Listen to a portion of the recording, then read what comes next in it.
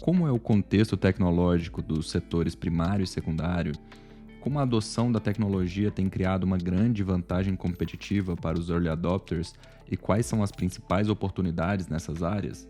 Quais exemplos de aplicações e quais são os principais desafios para conseguir ativar a geração de valor a partir dos dados usando Advanced Analytics e inteligência artificial? Saiba isso e muito mais agora no Data Circle Podcast.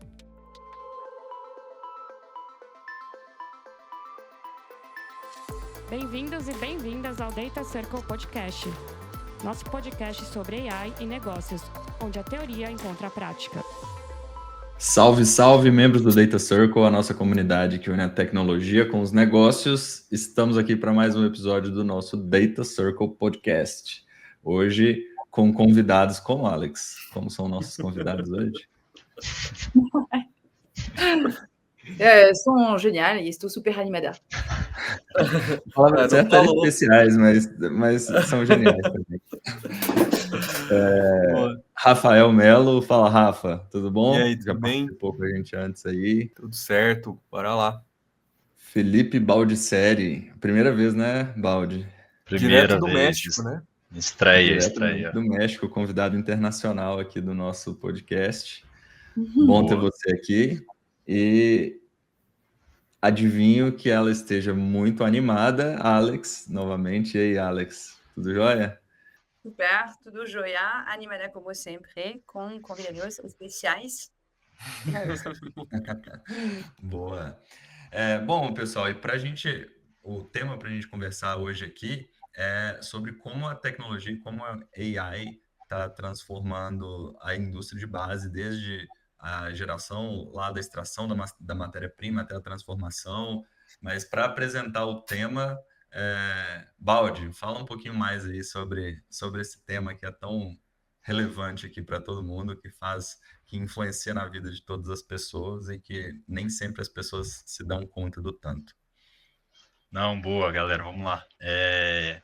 Bom, acho que a gente quis explorar um pouco desse tema muito pela importância, acho que desse setor, né? Quando a gente fala aí de indústria de base, né, agronegócio, acho que quando a gente olha o cenário latino-americano é um setor muito importante, né? Representa boa parte da nossa economia. E muitas vezes acho que quando a gente fala de dados e AI, talvez esquecido, assim, né? Então acho que a ideia aqui de hoje é explorar um pouquinho muito das oportunidades que a gente está vendo, como o setor vem crescendo, como dados e inteligência artificial estão se tornando cada vez mais importantes aí na parte de eficiência e competitividade para essa parte da indústria.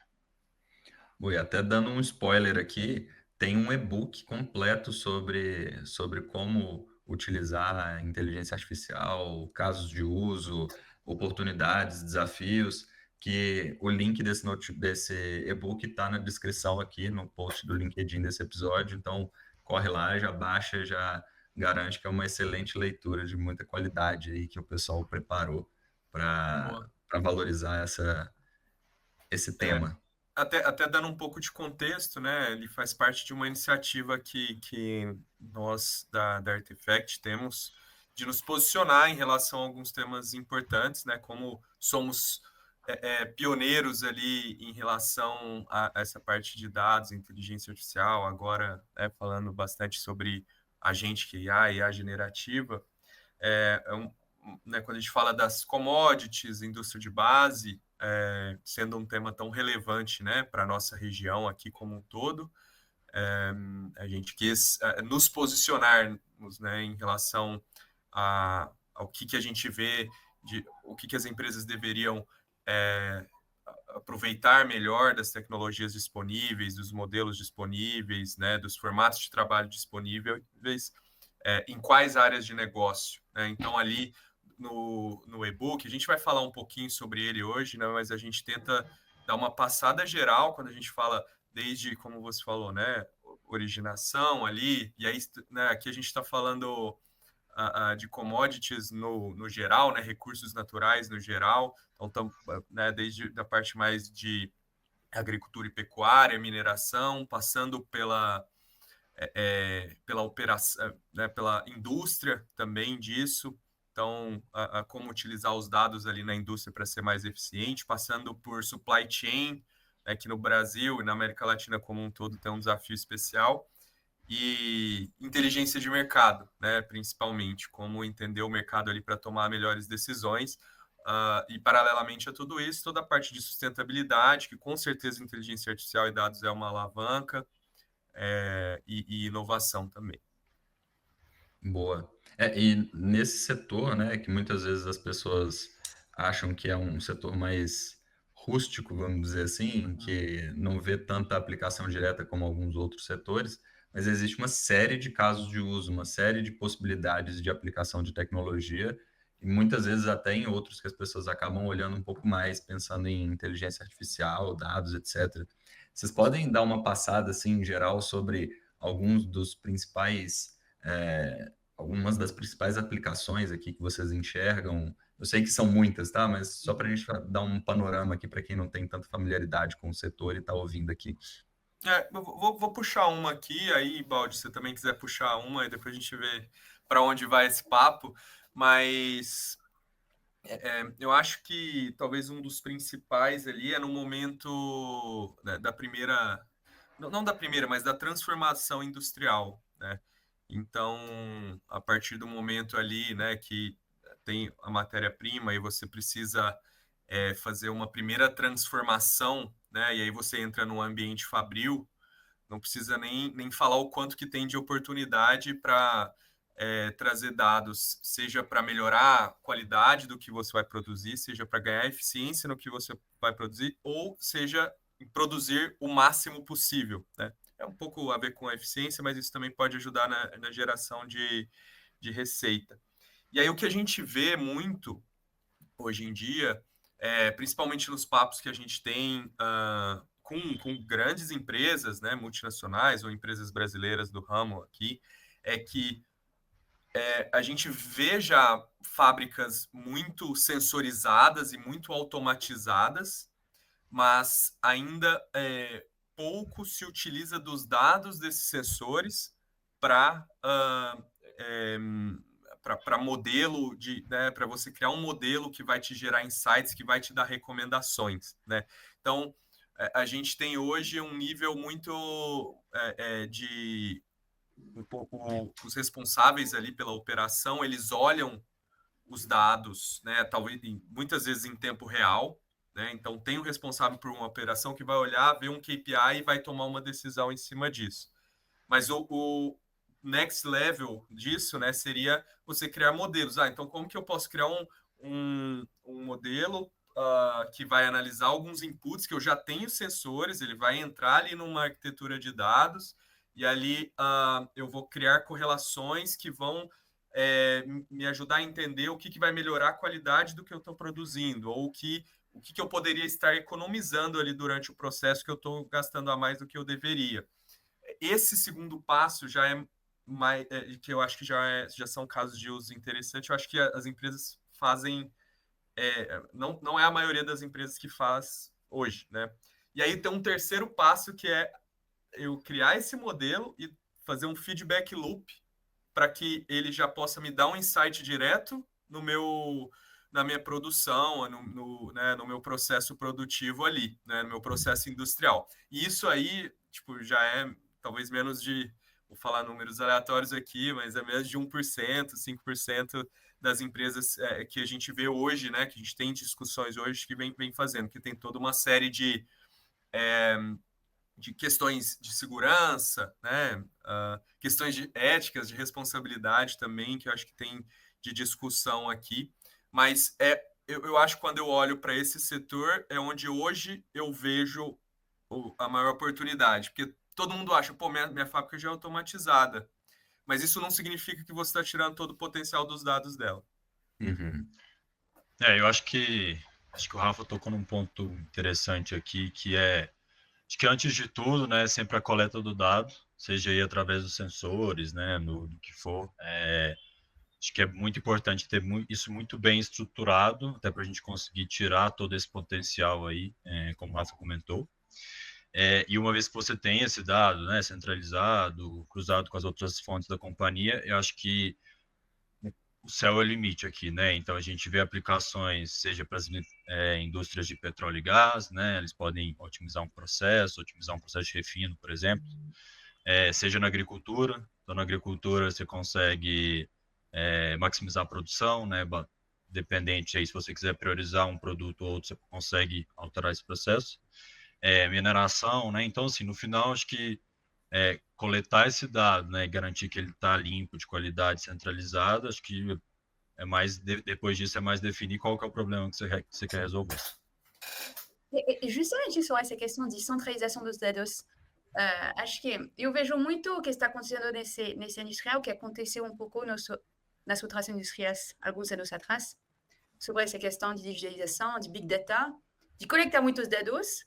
Tem muitas agora tecnologias que têm essa opção de coletar justamente informação adicional. Tem outras ferramentas, drone, coisas assim, que estão trazendo mais dados.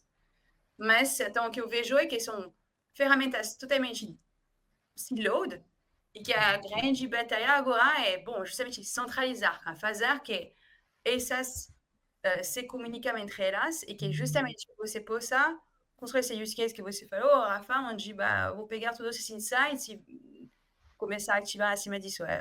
Parece que agora uma das batalhas, além dos casos de uso, mas vai ser de começar também a melhorar todos esses enablers que vocês precisam de ter para ter uma estratégia AI-driven, não?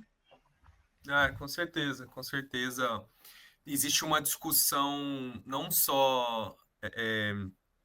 que eu acho que até outras indústrias já tem acontecido mais, né? De qual que vai ser o paradigma em relação à centralização, descentralização das informações, mas com certeza eu também vejo isso, né? As coisas é mais difícil, né? Quando você pensa num planejamento produtivo, por exemplo, né? Onde você precisa entender da safra, de quando você vai ter a disponibilidade ali, quanto que você vai terminar o cultivo, que isso precisa, em alguns casos, né, da colheita até, dependendo do que a gente está falando aqui, da colheita até a conexão com a transformação, a primeira fase de transformação, e depois já conectando com a inteligência de mercado para eu ter o estoque certo no momento correto. Então, você conseguir conectar tudo isso é um desafio muito grande, né? Que acho que, de novo, tem pouca gente conseguindo fazer isso hoje em dia. Mas concordo que esse vai ser um ponto. E um outro ponto ainda nessa linha é que quando você está... Uma coisa é você desenvolver um caso de uso, por exemplo, um produto de inteligência artificial para o marketing ou... onde talvez você tenha mais dados digitais, mais dados preparados, enfim. Aqui, quando a gente fala de sensores, tem uma dificuldade de você fazer a agregação desses dados. Porque, imagina, um sensor, a única coisa que ele está fazendo é calcular um valor a cada X tempo.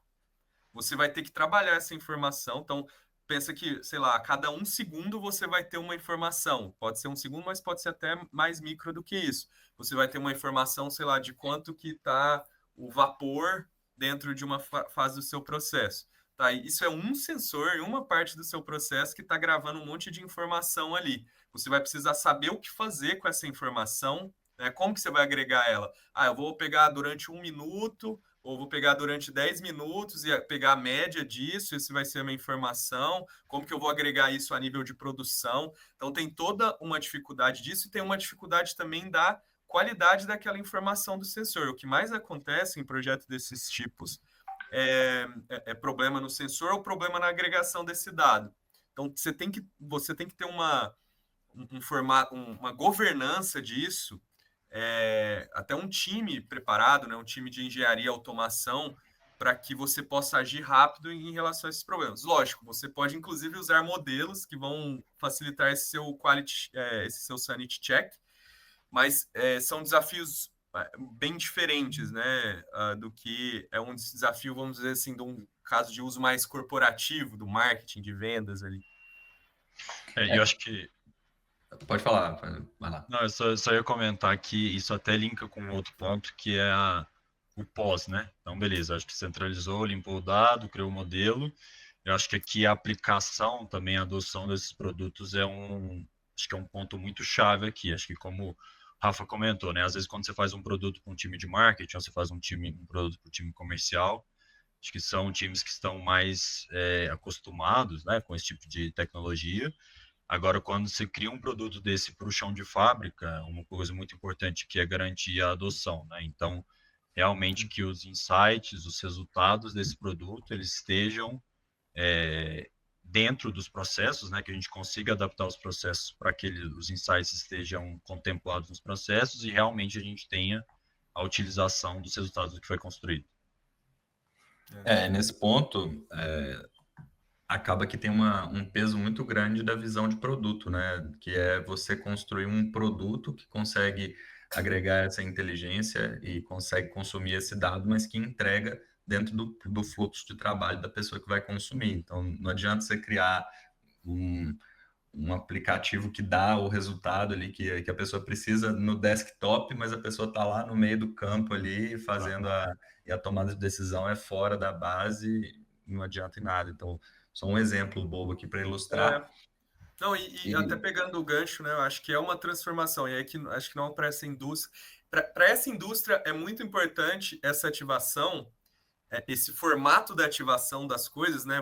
Vamos falar um pouco mais da originação, né? Ou do cultivo, ou da mineração. Muitas vezes as pessoas estão em lugares que não têm uma conexão rápida também. Então, quando você vai desenvolver algo para as pontas, você precisa pensar muito bem em como que isso vai funcionar. Nem sempre vai ser possível. E ainda mais, acho que a gente, né, quando a gente olha para corporativo, vamos dizer assim, a gente sempre tende a desenvolver algo e querer mostrar isso num dash. Eu acho que cada vez mais, ainda mais com a IA generativa, onde você consegue você consegue criar alguma coisa que proativamente vai dar as informações que a pessoa precisa ou que ela pode interagir ali com aquilo. Então, eu acho que a IA generativa vem para democratizar bastante também o uso da inteligência artificial nesses momentos ali, né, da cadeia de valor dessas indústrias. Até pegando o gancho aí também sobre a cadeia de valor, como que vocês veem as aplicações, essas aplicações que a gente foi falando mais no brainstorming aqui, ao longo da cadeia de valor desses produtos, né? Então, tem a cadeia de valor desde o início da extração ali, talvez do maquinário que está fazendo a extração, e você faz um modelo preditivo para manutenção mais assertiva antes da máquina quebrar, você conseguir identificar ali uma anomalia, até lá na ponta, quando você vai fazer uma distribuição desse produto para os outros revendedores, para as cooperativas, etc. Como que vocês enxergam ali as aplicações ao longo da cadeia de valor dentro desde a produção até a transformação e passando pela distribuição também? Acho que o ponto da produção a gente até trouxe mais a fundo aqui, mas bem direto ao ponto em exemplos, né? Quando a gente fala da originação, acho que vai estar muito focado em você otimizar o uso do seu maquinário. Então, você tendo as informações ali, acho que você pode fazer não só manutenção preditiva, mas você pode também entender consumo de combustível para poder otimizar isso, né, com os recursos que você tem. Tem toda uma questão de imagens também, utilização de imagens, utilização de informações de solo para que possa te dar insights que possam aumentar a sua produção por área. Né? Então, tem toda essa parte. Aí, entrando no meio de transformação industrial, acho que eu já dei alguns exemplos aqui, né? Então, você pode melhorar a sua eficiência. Acho que um case que tá bem, principalmente no transformação industrial ali, que está bem forte, é o tal do Digital Twin, né? Então, você conseguir recriar a sua fábrica ou as suas fábricas de uma maneira digital, e aí, utilizando dados históricos, você conseguir treinar um modelo onde o digital ele já é quase que um copy-paste das informações do real, né? E aí você pode otimizar, né? Você pode criar esse simulador e no futuro ele pode ser um otimizador que você pode controlar. Então eu quero esses outputs. Você pode conectar isso com inteligência de mercado, né? Dado que o preço do meu output aqui está X ou está Y, se eu tiver diversas possibilidades de produção aqui, o que eu preciso otimizar na minha produção para chegar no máximo lá na frente, dado como está o mercado, né? E aí todos os cases em inteligência de mercado também, que aí a gente pode falar de análise de oferta e de demanda, para você ter uma noção de precificação, que aí você pode também deixar os seus contratos com seus clientes mais otimizados, se você tiver noção de elasticidade dos seus clientes, que vai depender muito, né, de commodity para commodity, de mercado para mercado, porque tem coisas que são algumas coisas são tradeadas na bolsa, outras não, então cada um precisa ter uma estratégia diferente, mas todas elas, com certeza, dados, previsão de demanda, pricing, elasticidade de preço, estratégia de preço, então tudo isso, você conseguir coletar informações rapidamente de mercado, né? Você conseguir colocar no seu modelo análises de sentimento, que é algo super difícil e super nervoso. Você conseguir criar simulações também, né? Porque às vezes você está ali, o meu modelo está dando isso, mas você tem uma informação, né, de mercado que seu modelo não está considerando. Como que eu posso criar ferramentas de dados onde eu posso dar esse input mais fácil? Então, tudo isso é possível de fazer em inteligência de mercado. Acho que se eu fosse citar ali, não sei se eu... Bom, acho que tem supply chain também, tem... não sei se, Baldi, você quer falar um pouco supply chain, sustentabilidade. Acho que tem muita coisa que dá para fazer aqui pensando na cadeia de valor. Eu acho que é isso, Rafa. Acho que dependendo do setor do mercado que a gente escolhe, né? Acho que vão ter prioridades aqui. Se a gente fala, por exemplo, de setor de energia, parte mais de distribuição, né, de rotas é super importante. Agora, se for entrar numa mineração, talvez a questão do gêmeo digital ou do processo de qualidade vai ser mais importante. Então, acho que depende muito e existem muitas possibilidades aqui. E acho que um tema que talvez tange todos aí, que cada vez se torna mais importante, é a questão de sustentabilidade, como o Rafa falou, que acho que a gente vê que tem um aumento da pressão da sociedade por isso, né? Não só da sociedade, mas todos os governos. Então, acaba que vai se tornar cada vez mais importante, vai ser um tema que deve ser cumprido, e aqui acho que dados e inteligência artificial podem ajudar muito no processo. E acho que o tema de sustentabilidade é interessante porque acho que no final é meio que pode ser um ganha-ganha, né? Então, acho que ele ajuda aí as indústrias, as empresas em geral a cumprir as regulamentações e as normas, mas ele também pode trazer um benefício econômico para a empresa, né? Então, se a gente fala, por exemplo, de um case de otimização de energia, ou um case de otimização de água, no final você está trazendo um benefício de consumir menos recursos finitos, mas você também traz o benefício da redução dos próprios custos da empresa, né? Que vai, enfim, reduzir isso de alguma forma. E existem vários incentivos Exato. que as empresas podem aproveitar, né, para desenvolver projetos como esse aí, né, que sim, algumas vezes o próprio governo facilita ali, né, esse tipo de investimento.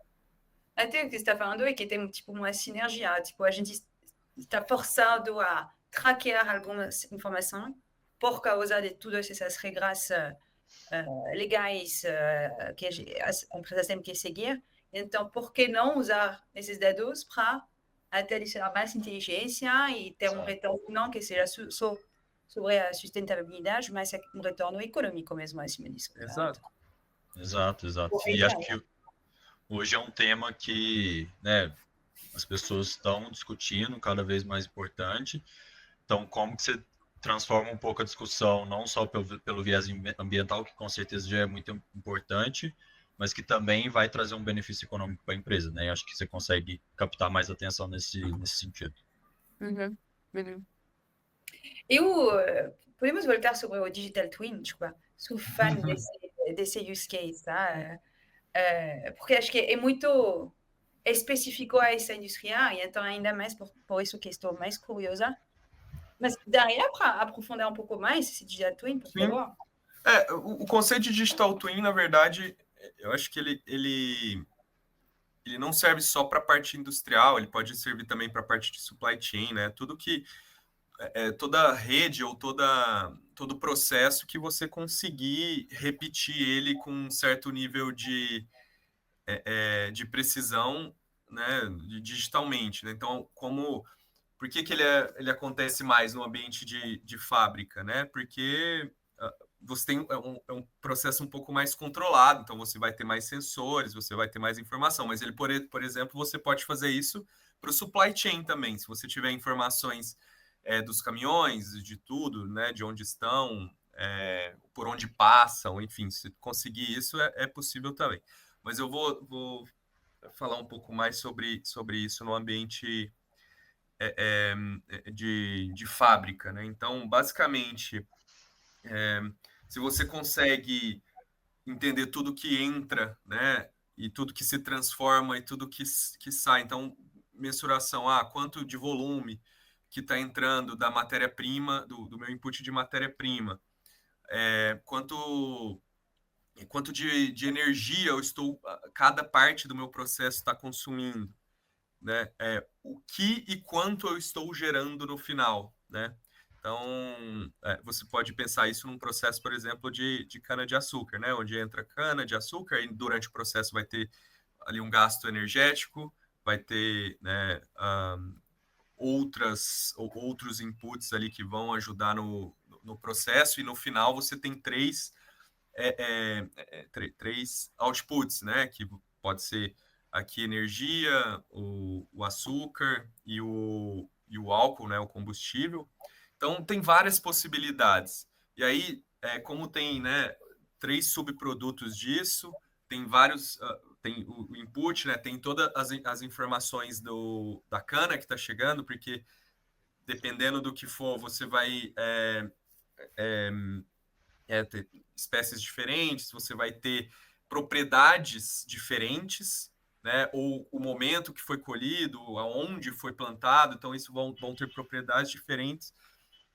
E aí, se você consegue mapear tudo isso, você consegue fazer o balanço de massa e energia, né? E aí, com bastante histórico, você consegue simplesmente copiar isso digitalmente. E aí você, tá bom, dado que eu quero, eu preciso de X% de álcool anidro no final do processo, eu preciso de Y aqui de açúcar, como que eu preciso fazer o setup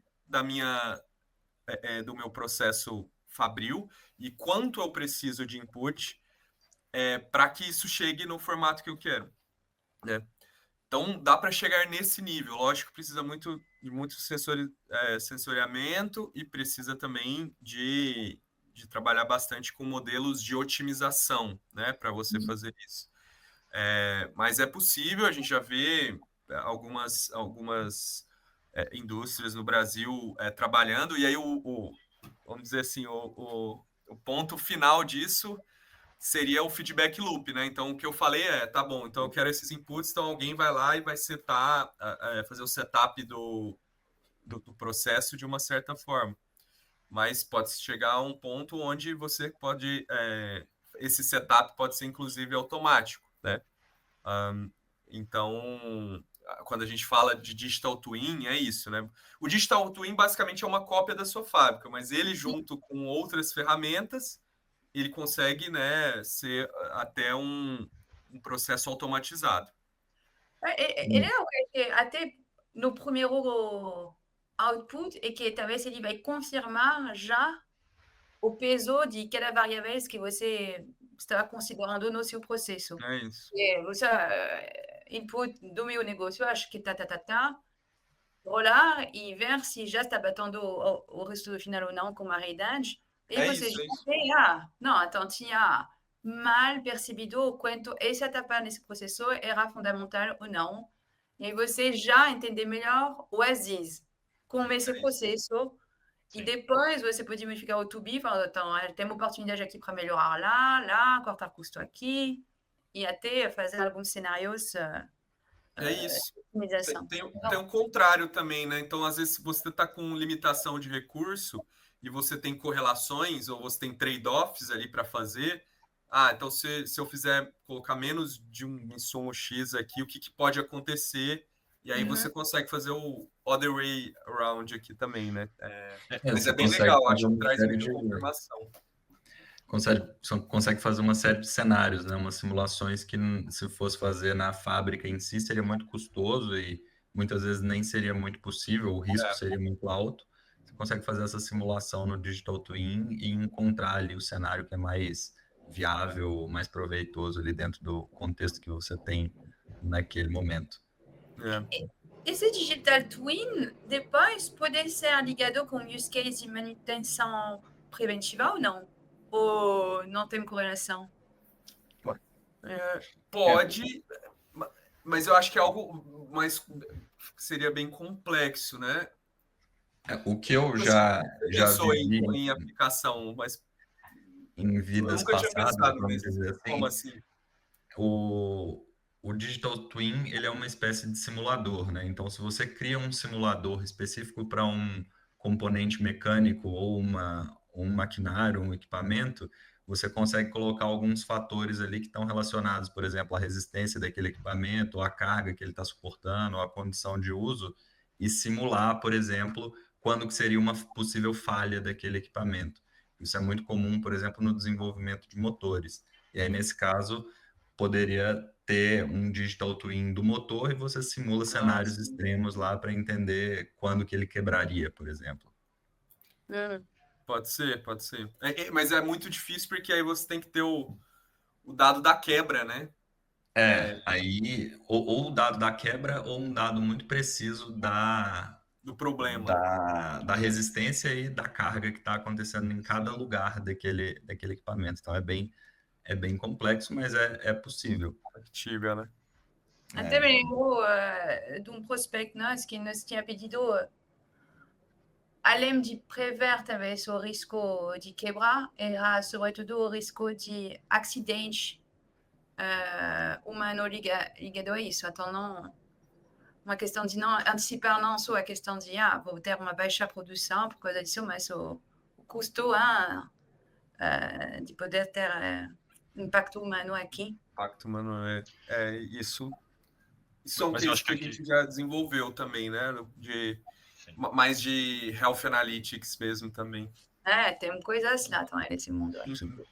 eu acho que essa parte de coleta de dados dos sensores, esse ponto da parada é um dos use cases que pode ser desenvolvido também, né? Acho que tem a manutenção preditiva, que é te avisar antes quando a máquina vai quebrar, mas também dá para você fazer cases de paradas automáticas, né? Muito visando a segurança do empregado ou da fábrica em si. Então, se o modelo identifica de alguma forma, através dos sensores, né, alguma coisa que pode colocar em risco a produção, os empregados, ele faz essa parada automática e aí evitando qualquer tipo de problema nesse sentido.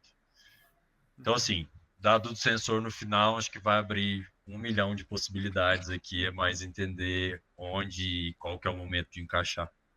Se a gente for pegar a origem do tema, né, a indústria 4.0, com IoT, com todos esses sensores que geram essa quantidade enorme de dados, é até inviável você aproveitar essa quantidade toda de dados se não for através de sistemas inteligentes, né, usando inteligência artificial, usando machine learning, que conseguem extrair valor desse dado, transformar o dado em informação, em insight, de um jeito automático e sem depender de alguém ir lá olhar o dado, porque a massa de dados, a quantidade de dados é muito maior. E assim, se eu fosse dar uma dica, né, para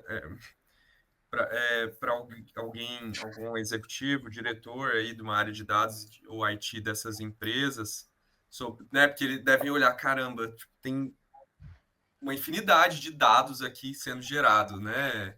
tá, qual que é o primeiro passo, né? Muita gente pensa, beleza, então eu preciso ter uma arquitetura, eu preciso começar a trabalhar esses dados todos. O que eu indico é justamente o contrário. Tá bom, fala com o responsável de negócio ali da fábrica, ou seja, do processo, ou de uma parte do processo específica. Tá bom, qual que é a maior dor que eles têm, o que seria ajudado. E aí, em cima disso, né, então vamos supor,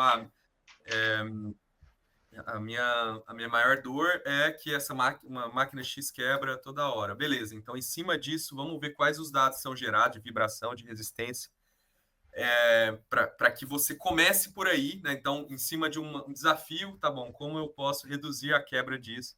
Aí tem uma solução que é um modelo de manutenção preditiva, né? Então, prever quando essa máquina vai quebrar, para que eu possa analisar ali as informações, né? Então ela quebra por conta do motivo X, Y, Z, ou ela está com uma chance de 50% de quebrar nas próximas horas, alguma coisa do tipo, e aí você tomar ação em cima disso. Então, começa aí nesse pequeno escopo, que vão ser menos sensores, começar a transformar esses dados, trazer para alguma nuvem, criar uma conexão ali, talvez em tempo real, para que, né, possa gerar essas informações para quem tem que tomar a decisão, porque aí o valor gerado em cima daquilo vai te ajudar a levar isso para cima, tá vendo? Eu fiz isso para uma etapa pequena do processo aqui.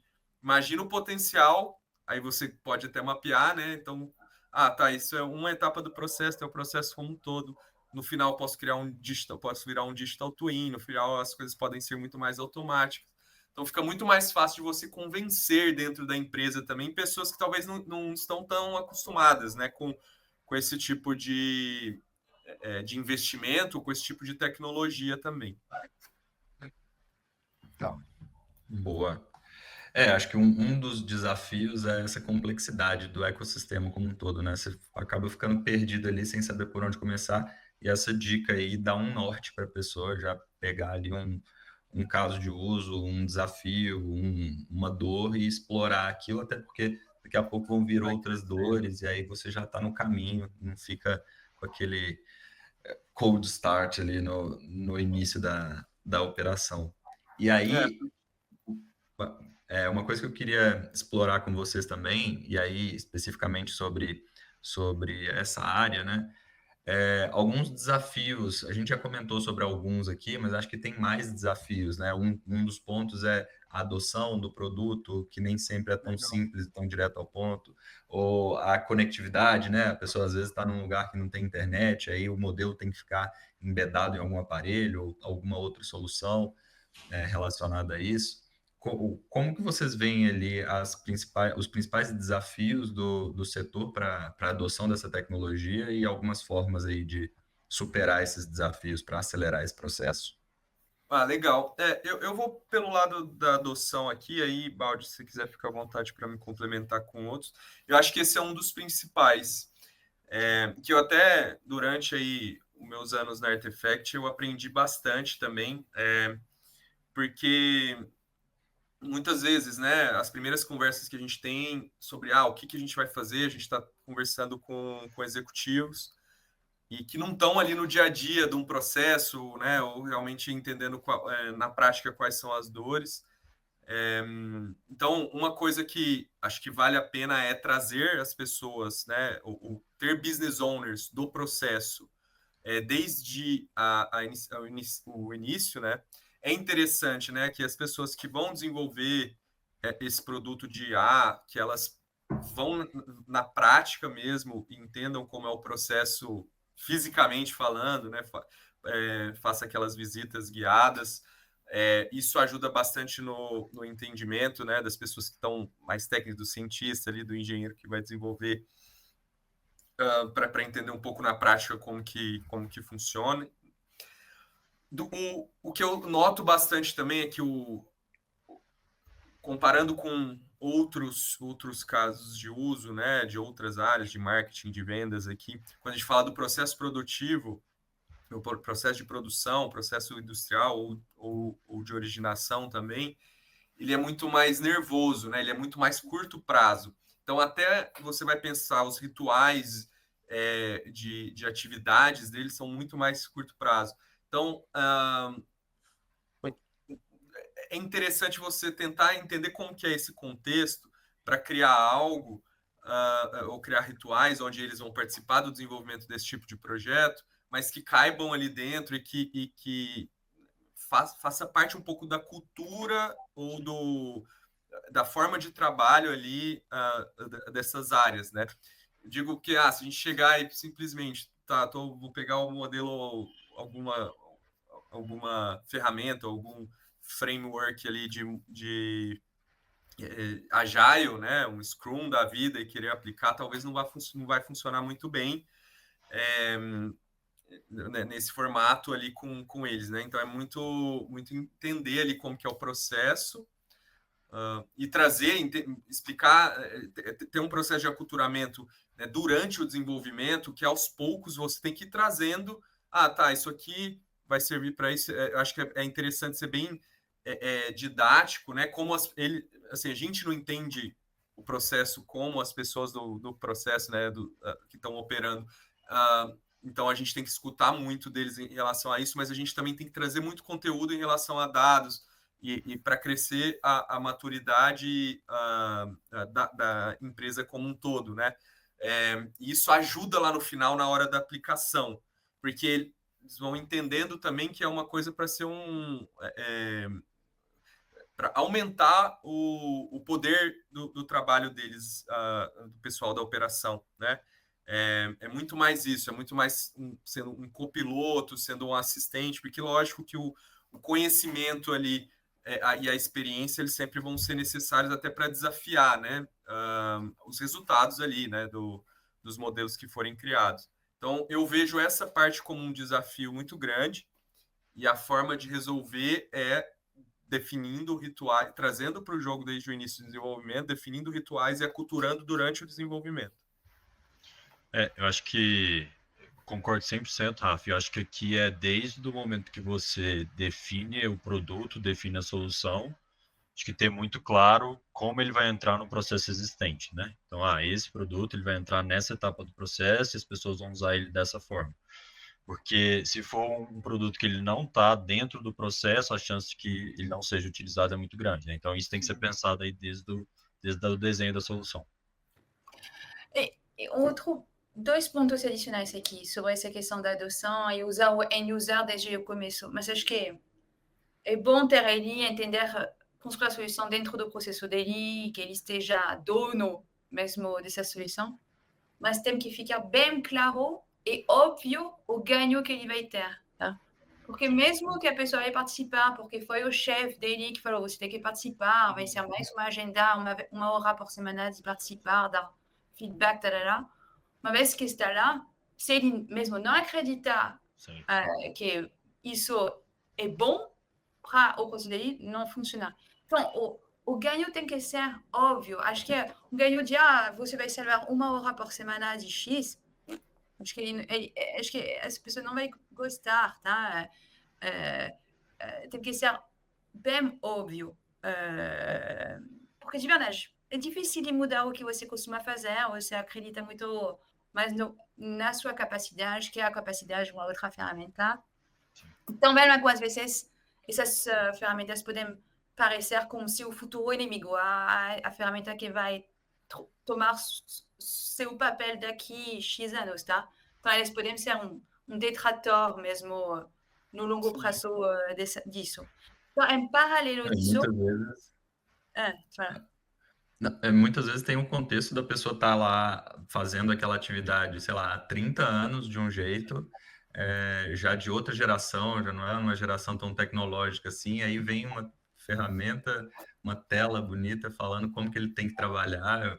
É difícil, se não tiver muito claro realmente como que aquilo ali melhora o dia a dia da pessoa, realmente é um contexto difícil de convencer. Isso, que melhora o dia a dia dele, mas que também não vai arriscar o futuro dele, tá? Então, acho que esse jogo é algo muito importante. Então, por isso que, em paralelo, acho que transformação aqui, estamos falando de projeto de transformação mesmo, hein? Então, é algo que você toma num longo prazo. Você tem que ter um plano de adoção que que não seja só ligado a esse use case. É muito importante que o sponsorship, que tem sponsorship da liderança dessa transformação, eles apoiam mesmo oficialmente esse tipo de iniciativa para dar vantagem a outras áreas, até de tentar se arriscar um pouco isso, mas que eles têm que comunicar um pouco a visão sair do to-be, tá? Estamos fazendo esse use case hoje, mas é para chegar lá, no futuro, nesse jeito de trabalhar, onde vocês todos, que são end-user, vão ter seu papel nessa visão to-be. E algumas vezes a gente esquece um pouco isso, a gente entra no use case e esquece que isso é só um primeiro passo numa transformação maior, tá? E a liderança tem que já pensar nisso, pensar no end-user nessa transformação. E é totalmente sobre transformação do trabalho, né? Tipo, não é substituição, né? Isso já aconteceu em outros momentos na história, várias vezes, e a gente tem que ir se reinventando. Talvez não tão acelerado, né? O quanto parece que é hoje, mas já aconteceu. E só a gente pegar a história aí. Um ponto interessante no que você falou também, Alex, é que a gente tem esse top-down, né, de vir de cima, mas acho que buscar no negócio os early adopters também é uma estratégia interessante, né? Você identificar ali algumas pessoas que poderiam ser bons end users, porque talvez nem conheçam a solução, mas estão animados ou engajados em trabalhar com algo disso, né? Porque realmente o que eu posso dizer é que tanto nesses projetos que a gente desenvolveu, do meu lado, aprendo muito sobre o negócio, mas eu vejo que as pessoas também, algumas delas, a maioria delas, na verdade, se interessam muito em aprender mais sobre inteligência artificial, ciência de dados, engenharia. Então, acho que é uma troca mútua e que algumas pessoas vão ver isso com muito bons olhos, né? Procurar essas pessoas ali para serem sponsors na empresa é interessante também. Legal. E pensando aqui no futuro, na evolução desse processo produtivo, de tudo aqui que a gente falou do setor, né, dessa área mais de transformação, de extração, etc. Como que vocês veem o futuro da área? Como que vocês veem a evolução da tecnologia? A gente falou aqui sobre a adoção, os desafios e tudo mais, e vamos considerar ali que as coisas continuem caminhando na velocidade que elas estão caminhando e com o impacto que elas estão caminhando, como que vocês veem o panorama desse setor daqui, sei lá, vamos chutar por baixo, porque daqui a 5 anos ninguém nem sabe como vai ser, né? No próximo ano, daqui a 2 anos no máximo ali. Bom, assim, eu vou falar um pouco mais de longo prazo, mas é um super chute, né? Acho que todo mundo que fizer qualquer coisa no momento que está agora, ainda mais de IA generativa, né? A gente não sabe, a cada semana vem alguma coisa ali que parece que vai ser revolucionário e tal. Mas eu vejo, principalmente do ponto de vista, e eu não acho que daqui 2 anos, tá? Mas quando eu olho para a parte de mineração, talvez de agropecuária, toda a parte de transformação de base.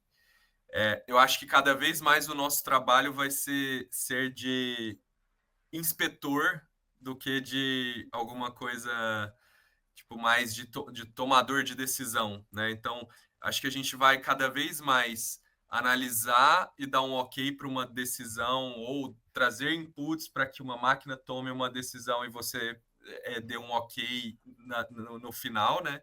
Do que realmente, tá bom, porque, né, a nossa cabeça consegue provavelmente fazer correlação bivariada, né? Então eu consigo fazer correlação entre duas coisas. Eu tenho uma máquina para analisar várias coisas, gerar um output, eu dar um ok, né? Fazer um sanity check é diferente. Eu acho que é mais tem um potencial maior. Então eu vejo muito não estou falando dessa indústria, né? Eu vejo muito a transformação do trabalho. Acho que muita gente já está meio que trabalhando assim, né? Utilizando muito como uma ferramenta inicial ali as IAs generativas, sejam elas aquelas que servem para tudo ou aquelas que são mais específicas, a gente está cada vez mais interagindo e recebendo recomendações de uma máquina e a gente só, isso aqui faz sentido, ok, isso aqui não faz sentido, deixa eu perguntar de uma forma diferente e aí vai dar um ok, né? Então, eu vejo uma transformação do trabalho bem grande para acontecer nesse sentido. Mas eu não acho que é para daqui 1 ano, 2 anos, não, mais para 5, 10. Mesmo esse lanche de, como je dis, automação full, sabe? O agent que está na sua máquina e aí Sim.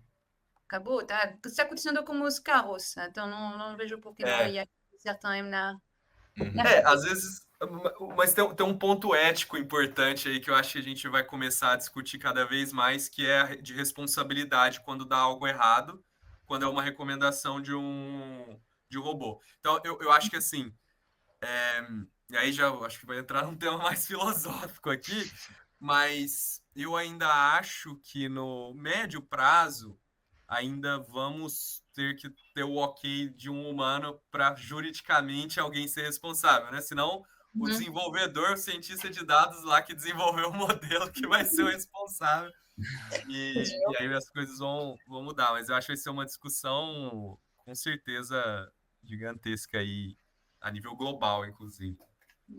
Mas eu acho que pensar um pouco mais no curto prazo, eu acho que essa questão de utilizar dados de sensores, dados de IoT é o próximo passo. Assim, eu vejo que acho que a indústria está começando, mas ainda é uma coisa um pouco embrionária, assim, principalmente se você pensa em alguns setores específicos, né? Então acho que tem muito para avançar aqui, né, em como utilizar esses dados, não só em como utilizar, mas como coletar eles também, garantir os processos corretos, garantir que esses dados são completos, que têm qualidade, para depois você dar o próximo passo de criar os use cases.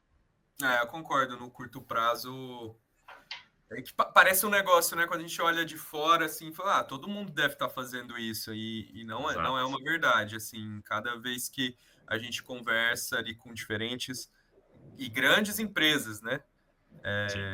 Então, acho que as pessoas que derem os primeiros passos nisso vão ter um nível de eficiência, né? Que pulo de eficiência muito grande.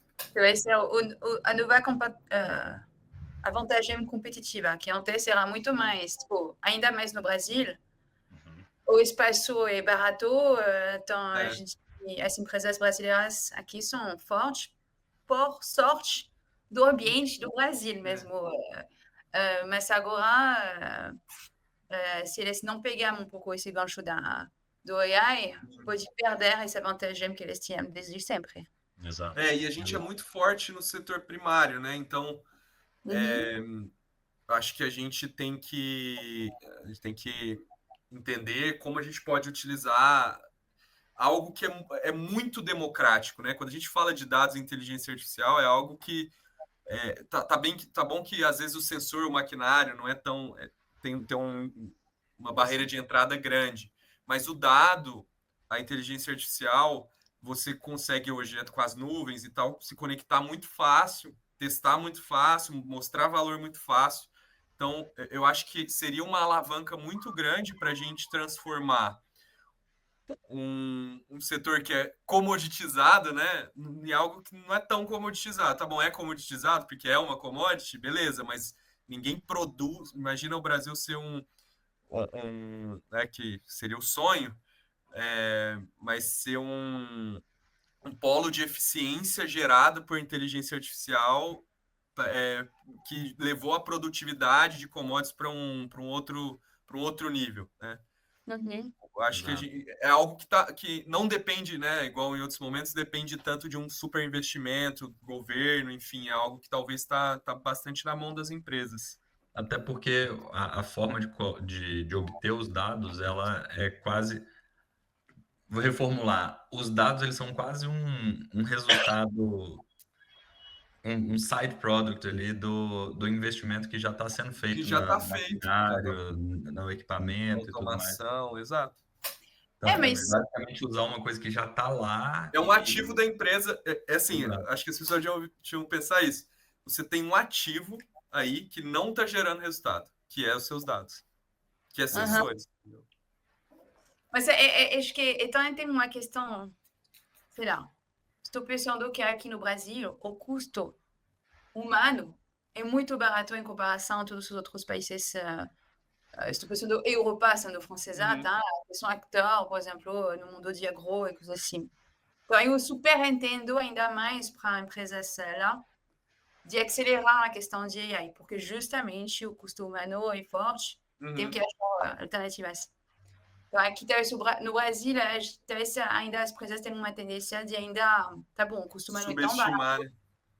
não vou fazer essa coisa de AI que me parece super caro, mas acho que no contrário, a gente tem também que bem mostrar que essa coisa de AI tem um ROI gigante, tá? Então, não dá para subestimar Sim. esse investimento nesse mundo Até de porque AI. uma coisa não necessariamente substitui a outra, né? Em alguns casos, sim, mas nesse caso, por exemplo, pode contratar 10 mil pessoas para ficar analisando todos os dados ali, que eles não vão conseguir chegar no resultado que um sistema de inteligência artificial E daria. aqui quem for pioneiro vai sair na frente, porque não é, então de um ano para outro vou começar a desenvolver um monte de coisa. Não vai ser assim, né? Tem que ser uma curva, começar pequena, ir incrementando. Então, lá quem começa antes já vai, né, com certeza, talvez não com não muito investimento, já vai sair na frente do mercado aí. E é um setor mais isso. tradicional também, né? Então, acho que essa mudança Sim.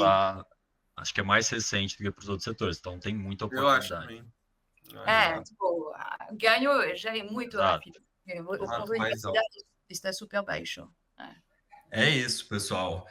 E, bom, terminando com essa mensagem, né? Usem os ativos que estão aí. Se não tem os ativos ainda, corre um pouquinho que já vai ter, e existe um mar de oportunidades ali que estão atrelados ao setor, que dá para ser explorado, tem muito valor para ser gerado com os dados no setor primário. E muito obrigado, Rafa, muito obrigado, Baldi, muito obrigado, Alex. E é isso, foi um prazer ter vocês aqui. Valeu, quando só Boa. chamar que a gente vem. Obrigado, pessoal. Valeu. Boa. Valeu, pessoal. Até semana que Tchau. vem. Até a próxima. Tchau, tchau.